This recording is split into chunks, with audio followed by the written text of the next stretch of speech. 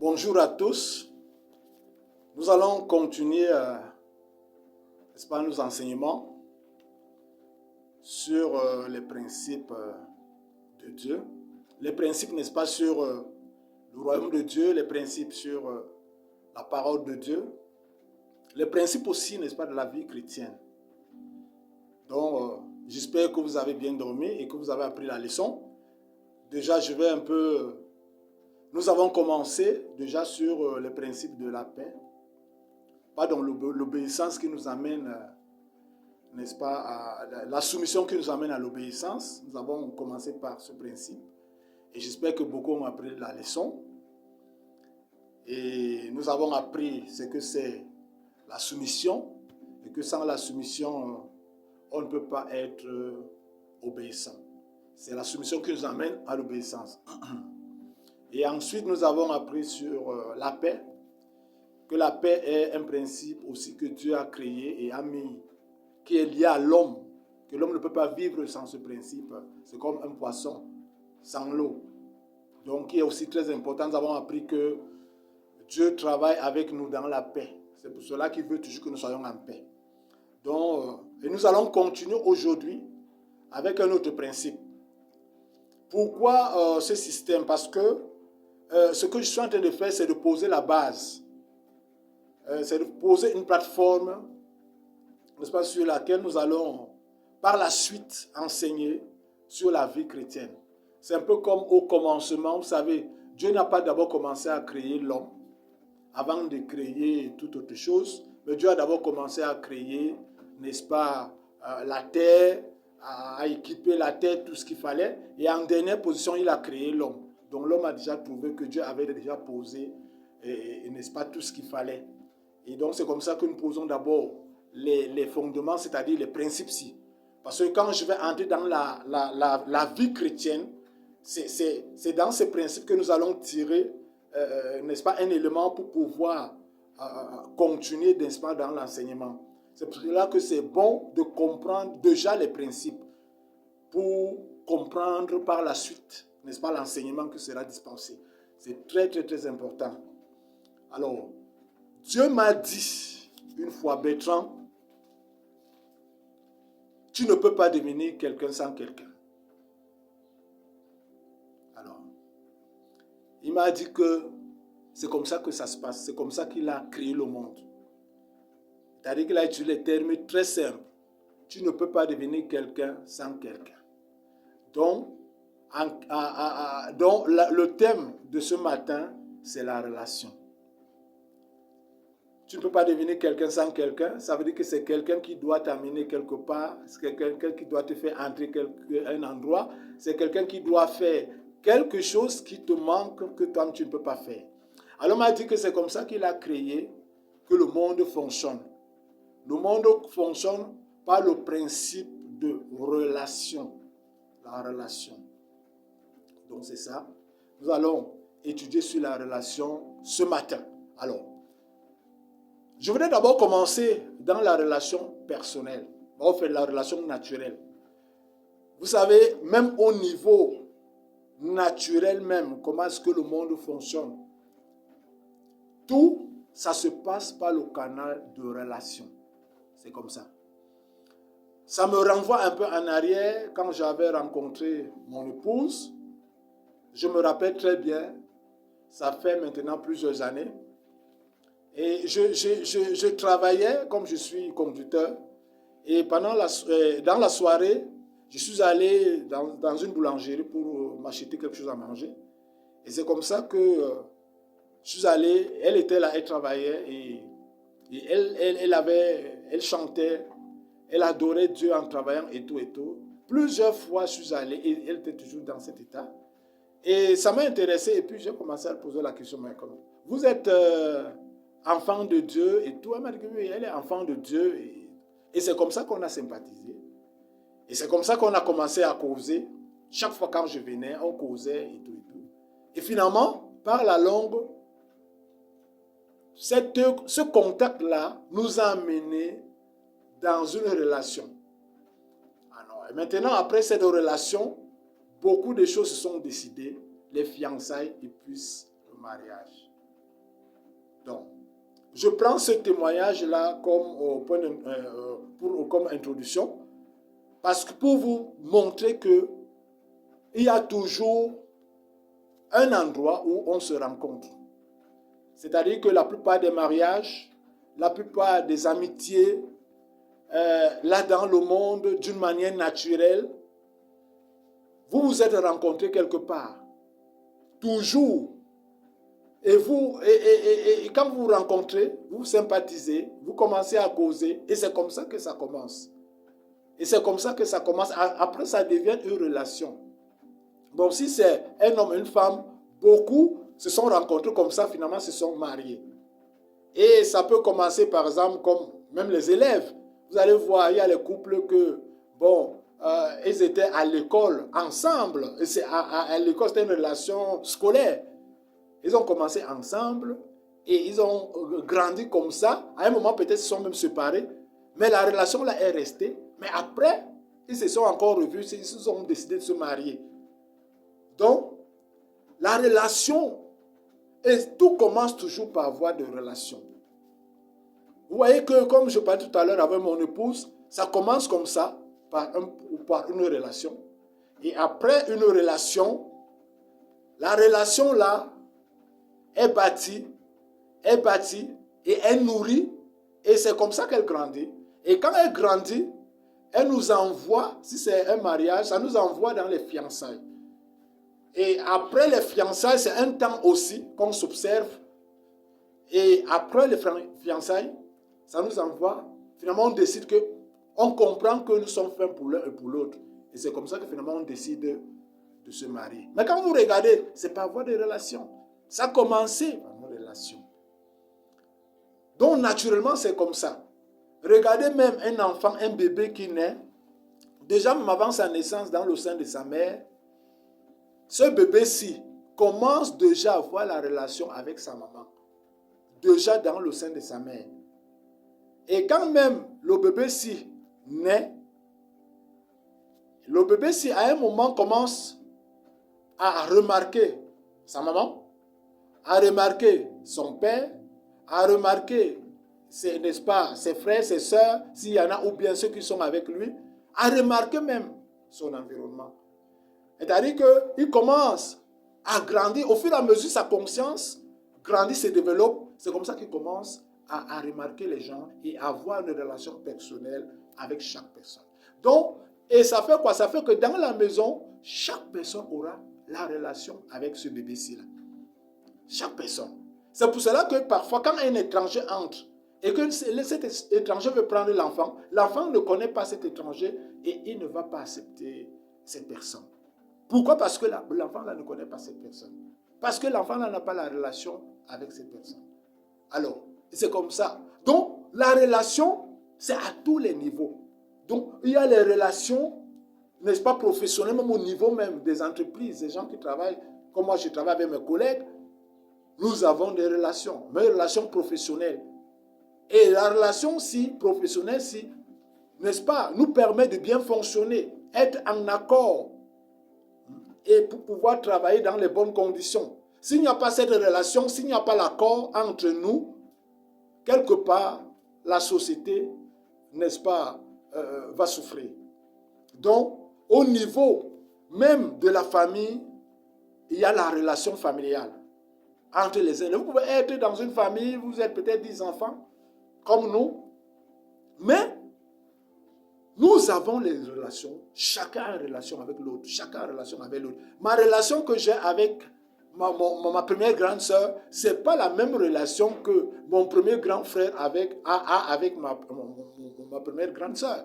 Donc, ma relation avec elle est personnelle, comme sa relation avec elle aussi, avec lui aussi est personnelle. Donc, c'est comme ça.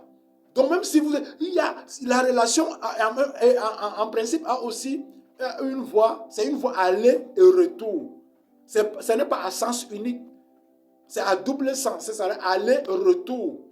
Alors, pour que cette relation-ci fonctionne bien, je dois considérer mon frère, ma soeur, comme elle doit également me considérer. C'est-à-dire que le respect qui quitte vers moi pour elle, et c'est comme ça que le respect quitte vers elle pour moi aussi. Ça fait qu'il y a les choses qui quittent dans ma vie pour aller vers elle. Il y a aussi les choses qui quittent vers elle pour moi. Et c'est comme ça que ça fonctionne. Donc, c'est à double sens. Ce n'est pas à sens. Une mauvaise relation, c'est à sens unique. Là, ce n'est pas une bonne relation. C'est-à-dire que c'est une personne qui s'adonne, c'est une personne qui n'est-ce pas, qui respecte l'autre, mais l'autre ne répond pas. Alors, ça fait que c'est une relation qui n'aura pas d'impact, qui n'aura pas de vie. Alors, donc, c'est comme ça que ça fonctionne. Alors, le Seigneur me dit donc, je reviens dans ce que le Seigneur m'avait dit, Bertrand, tu ne peux pas devenir quelqu'un sans quelqu'un. Alors, le Seigneur m'a pris un exemple d'une autorité dans ce pays, dont je ne vais pas dévoiler le nom. Il m'a dit que tu as vu l'autorité là. J'ai dit oui, Seigneur. Il me dit que la personne là, pour que la personne là soit là, pour que la personne là soit ce qu'elle est aujourd'hui, il fallait que quelqu'un la prenne, quelqu'un l'amène, la fasse entrer là où elle ne pouvait pas entrer. Et le jour qu'elle est entrée là où elle est entrée, et c'est le jour là que sa vie a changé. Il me dit que c'est comme ça que lui, Dieu, il travaille. C'est-à-dire, il prend l'avenir des uns et il met entre les mains des autres. Il y a quelque chose, par exemple, vous pouvez avoir besoin d'un emploi. Mais peut-être, vous n'avez pas encore cet emploi jusqu'à présent parce que vous n'avez pas encore rencontré la personne à qui Dieu avait donné les clés pour nous faire entrer à l'endroit là. C'est comme ça que Dieu fonctionne. Même au niveau même de l'église, il y a certains miracles que tu attends. Et que jusqu'à présent, les miracles là ne sont pas encore réalisés. Pourquoi? Parce que la personne là, que Dieu avait oué pour apporter ce miracle, pour l'accomplir dans ta vie. Parce que tu n'as pas encore rencontré cette personne. Et c'est pour cela que le miracle là n'est pas encore là. Alors, donc, c'est comme ça que ça se passe. Dieu donne les clés à quelqu'un pour te faire entrer quelque part, pour t'ouvrir les portes. Ce n'est pas n'importe qui, n'est-ce pas, qui peut ouvrir les portes dans les vies des gens. Non, non, non. Chaque personne est ouin pour quelque chose. Chaque personne a une responsabilité que Dieu lui a donnée. Alors, il y a donc cette rencontre-là que, si nous n'avons pas encore rencontré, ces personnes-là, les personnes à qui Dieu a donné le pouvoir de faire quelque chose dans notre vie, nous ne pouvons pas encore accéder à ces choses-là. Donc, et Dieu fonctionne comme ça. C'est par voie de relation. Alors Dieu me dit que la personne là, dès que la personne a rencontré cette personne qui devait l'amener, et c'est comme ça que sa vie a changé.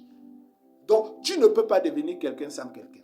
Alors, le Seigneur m'a dit, pour que tu puisses vivre normalement la vie chrétienne dans les bonnes conditions, tu dois comprendre comment est-ce que j'ai créé le monde et comment est-ce que le monde fonctionne. Comment j'avais prévu que le monde devait fonctionner. Mais il me dit que les gens aujourd'hui, l'homme aujourd'hui veut fonctionner dans le sens contraire. Dans le sens contraire, n'est-ce pas, du mode de fonctionnement, n'est-ce pas, que lui, Dieu avait établi. Il m'a dit que même moi, Dieu, quand je viens, je respecte, n'est-ce pas, le mode du fonctionnement que j'avais établi. Moi-même, je fonctionne comme ça. Par exemple, je prends par exemple comme Jésus. La naissance de Jésus. Jésus pouvait naître, il pouvait juste atterrir comme ça, et puis il commence à faire son ministère. Mais non. Mais parce que Dieu avait établi un principe sur la terre. Pour vivre sur la terre, il faut naître d'une femme. Et c'est comme ça. Donc tous ceux qui doivent avoir le droit sur la terre doivent naître d'une femme. Et c'est comme ça. Et Jésus également est né par voie d'une femme. Et c'est comme ça. Et de même, les hommes grandissent et arrivent à maturité. Vers les 30 ans, il a également grandi et arrivé à maturité vers les 30 ans. Donc, il n'a pas brûlé les étapes. C'est comme ça, et c'est un principe, c'est comme ça que ça fonctionne. Il pouvait dire que, oh, je suis Dieu. Moi, je peux faire, je peux sauter, je peux faire ce que j'ai envie de faire. Non, non, non. Mais lui, Dieu, il respecte d'abord ses principes. Donc, c'est comme ça. Donc, on m'a dit que, donc, ici, la relation est hyper importante parce que tu ne sais pas qui je vais utiliser pour accomplir telle ou telle chose dans ta vie. Donc, tu dois avoir une bonne relation avec tout le monde. Tu ne peux pas savoir comment je vais faire. Tu ne pourras pas savoir là où je vais passer. Ça peut être un enfant. Ça peut être quelqu'un que tu ne considères pas. Ça peut être quelqu'un qui n'est pas, qui n'a pas une visibilité, qui n'est pas, comment je peux dire, que quand tu le vois, il est waouh. Mais Dieu va passer, il peut passer par n'importe qui. Donc, la relation est hyper importante et capitale. Et pour ça, je vous amène de lire, n'est-ce pas, dans le livre d'Ésaïe, chapitre 26. Chapitre 26, verset 11. Ésaïe, chapitre 26, chapitre 46, verset 11. Excusez-moi, 46, verset 11. Alors, je lis. C'est moi qui appelle de l'Orient un oiseau de proie. D'une terre lointaine, un homme pour accomplir mes desseins. Je l'ai dit et je le réaliserai. Je l'ai conçu et je l'exécuterai. Amen. Donc c'est lui, Dieu, qui amène quelqu'un de loin pour venir accomplir ses desseins. C'est lui.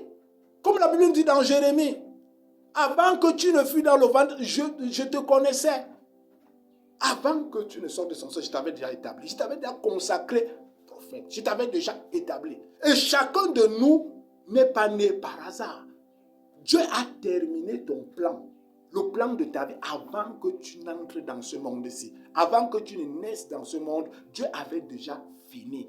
Comme un architecte qui s'assoit et qui fait le plan d'une maison. Et quand il a fini de faire le plan d'une maison, il a fini la maison.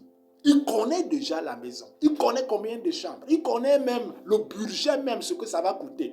Il la connaît. Mais cette maison n'est pas encore visible. Donc personne ne la voit. Mais lui, l'architecte, la connaît. Il peut te décrire dans cette maison tout ce qu'il y a dans cette maison. Tout ce qu'il a prévu dans cette maison. Et c'est comme ça, Dieu, c'est un architecte. Il s'est assis. Il a fait le plan de notre vie. Pour venir vivre. Et dès avant notre naissance, il a déjà achevé tout. Donc nous commençons notre vie à la fin. Tout est déjà préparé. Et pour ça, il a prévu, il a mis les gens. Quelqu'un qui va accomplir telle chose dans ta vie. Quelqu'un qui va amener telle chose dans ta vie. Quelqu'un qui va te faire entrer à tel endroit. C'est telle personne que tu dois rencontrer. Peut-être c'est un Chinois. Peut-être là-bas c'est un Américain. Ici là peut-être c'est un Camerounais. Ainsi de suite. Il a prévu, rien n'est hasard. Et c'est comme ça. C'est lui qui appelle quelqu'un d'Orient pour accomplir ses desseins en Occident. Et c'est comme ça. C'est comme ça que ça fonctionne par voie de relation. Tu ne peux pas devenir quelqu'un sans quelqu'un. Et c'est comme ça. Donc la relation occupe une place hyper importante dans nos vies. Nous devons avoir de bonnes relations avec tout le monde. Tout le monde tout autour de nous. C'est vrai qu'il y a plusieurs types de relations. Comme j'ai dit tout à l'heure, relations professionnelles, relations familiales, relations aussi, relations, n'est-ce pas, dans le Seigneur. Et la plus grande des relations, nous allons atterrir là-bas, c'est la relation avec le Seigneur. Alors, mais il y a aussi, dans le royaume des ténèbres, il y a ceux qui sont les mondains aussi leurs relations. Vous allez voir, ceux qui marchent en groupe, ils ont des groupes, soit de banditisme, ils ont leurs relations. Et leur relation est basée sur ce qu'ils font. Hein? Les prostituées, ils ont leur relation entre elles. Leur relation est basée sur la prostitution. C'est comme ça. Donc, et c'est comme ça. Il y a des gens que vous pouvez rencontrer au niveau, par exemple, si vous êtes un technicien, et directement vous avez rencontré ces personnes, vous avez une relation, et votre relation est basée sur, n'est-ce pas, votre métier. Et c'est comme ça. Chaque relation est basée sur quelque chose. Et c'est comme ça. Donc, la relation est capitale. Tu ne peux pas devenir quelqu'un sans quelqu'un. C'est très, très, très important. Alors, je voudrais maintenant que nous entrons dans le cadre, n'est-ce pas, de l'Église. Dans le cadre de l'Église. Lisons dans le livre de Matthieu, 1 Timothée chapitre 2, verset 5. 1 Timothée chapitre 2, verset 5.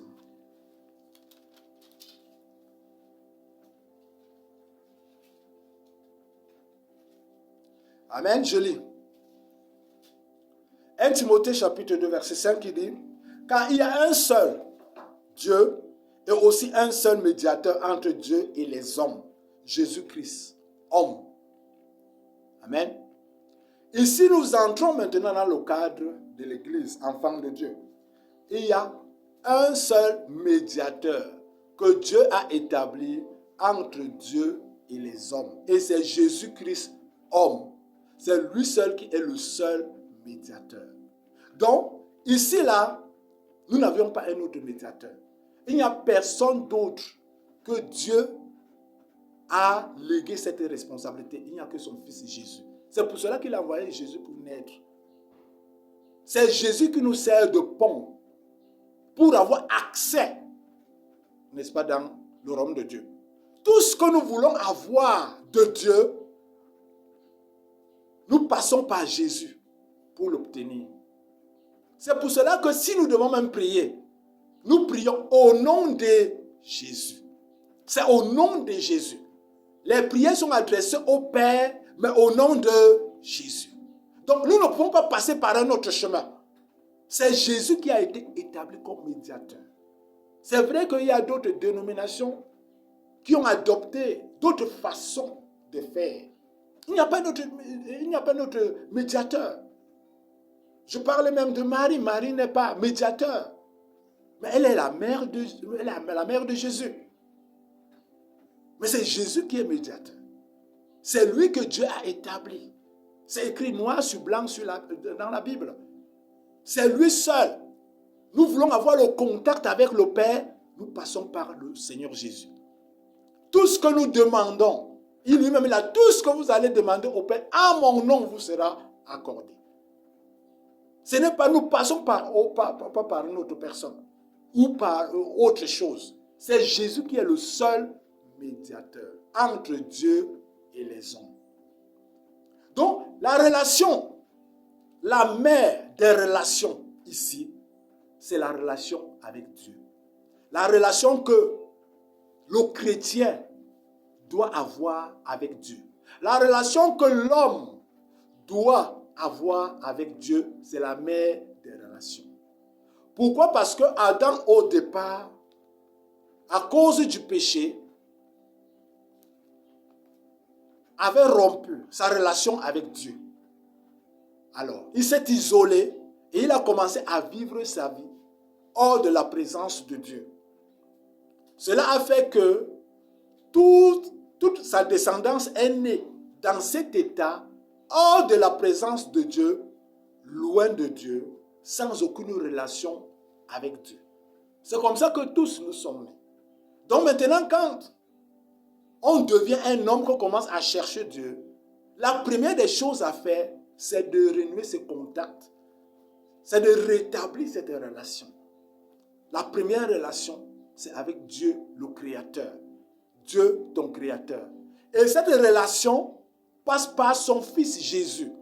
C'est lui qui est le pont pour que cette relation soit restaurée.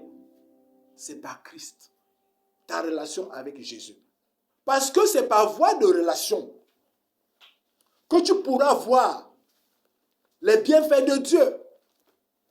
S'il n'y a pas de relation, comment est-ce que tu auras les bienfaits de Dieu? J'ai des enfants, par exemple.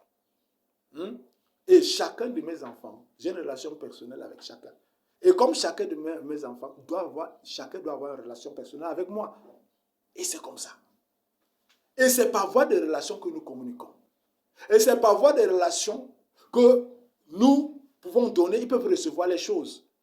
Ils reçoivent les choses de moi en tant que leur père.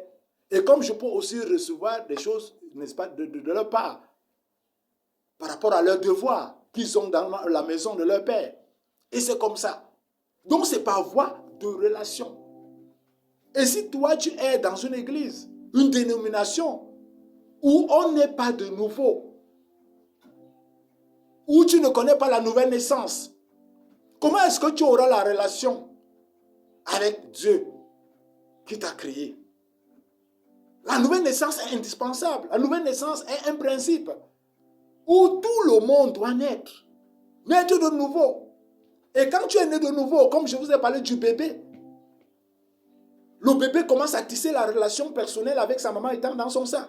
Et quand il naît, il commence à développer cette relation. Au fur et à mesure, sa conscience pousse, se développe. C'est comme ça que cette relation aussi grandit aussi.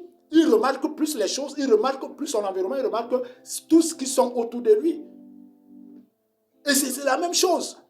Mais ça commence par la nouvelle naissance. Sans la nouvelle naissance, la relation est inexistante. On ne peut pas dire qu'on a une relation avec quelqu'un si on n'est pas, on ne le connaît pas. Amen. Et pour nous, c'est par la nouvelle naissance déjà que ça commence. Et c'est là. Parce qu'avec Dieu, il n'y a qu'une seule porte pour entrer. Nous entrons dans la maison de Dieu par un seul principe. Et le principe là, c'est le principe de naissance. C'est-à-dire que tu ne peux pas venir comme ça, comme un ami qui vient là-bas, ou bien quelqu'un qui sort de dehors, qui vient chez moi, et puis il vient, et puis commence à causer avec moi, et puis on se sympathise, et puis on devient amis, simplement comme ça. Non, c'est pas comme ça. C'est le monde qui fonctionne comme ça. Avec Dieu, c'est que nous devons naître. Oui, pour avoir la relation avec nous, devons naître. Et quand nous naissons comme un bébé, on commence à développer cette relation étant bébé. Étant bébé. Parce qu'au fait, Dieu veut les enfants. Dieu ne veut pas les grandes personnes. Dieu veut quoi? Les enfants. On dit enfant de Dieu. C'est-à-dire que même si tu as 100 ans, tu dois redevenir enfant. C'est-à-dire que tu dois renaître comme le docteur Nicodème pensait. Est-ce qu'il faut que je rentre dans le ventre de ma maman pour renaître dans Jean chapitre 3? À partir du verset 1, vous allez voir l'histoire là. Oui, mais il faut renaître. Mais la nouvelle naissance, c'est une naissance spirituelle. C'est-à-dire que dans ton état d'esprit, il faut renaître. C'est une naissance spirituelle. Pour recommencer une nouvelle vie. Parce que la nouvelle vie là, c'est avec Dieu. Ce n'est pas comme ta vie du monde. Là-bas, tu as vécu, tu as ta vie du monde. Bon, ta vie du monde est attachée aux choses du monde. Tu la vis normalement comme il le faut. Mais tu viens de connaître Dieu. Ou bien tu veux connaître Dieu. Pour connaître Dieu, ou bien si tu veux connaître Dieu, tu dois naître. Il faut que tu naisses comme un enfant qui naît dans la maison et que tu commences une nouvelle vie, une nouvelle relation avec lui à partir de la base. C'est-à-dire que tu ne peux pas commencer une relation avec Dieu étant en haut. C'est-à-dire en conservant ton image, ce que tu es, ta personnalité, ce que tu es. Non. Tu commences par la nouvelle naissance. Et c'est comme ça. Alors, je sais que ce problème, c'est un problème à l'église. Beaucoup des enfants de Dieu n'ont pas de relation avec Dieu. Beaucoup des enfants de Dieu sont religieux. Ils ne connaissent pas Dieu. C'est-à-dire que pour eux, l'église, c'est quoi? C'est que, bon, je viens. D'autres sont à la chorale. D'autres ont des responsabilités, des diverses responsabilités dans l'église. Et on a pensé que dès qu'on vient à l'église, dès qu'on a confessé Jésus, on est bien né de nouveau. Et dès qu'on passe, on est né de nouveau, on doit passer à l'étape suivante. L'étape suivante, c'est que, ok, il faut faire quelque chose dans l'église. Et dès qu'on nous confie nos responsabilités et qu'on commence à faire, n'est-ce pas, assumer ses responsabilités, automatiquement, on commence à monter les grades. Peut-être si on était évangéliste, on devient pasteur, après pasteur, ainsi de suite, et puis c'est fini. Il ne s'agit pas de ça. Il ne s'agit pas de ça.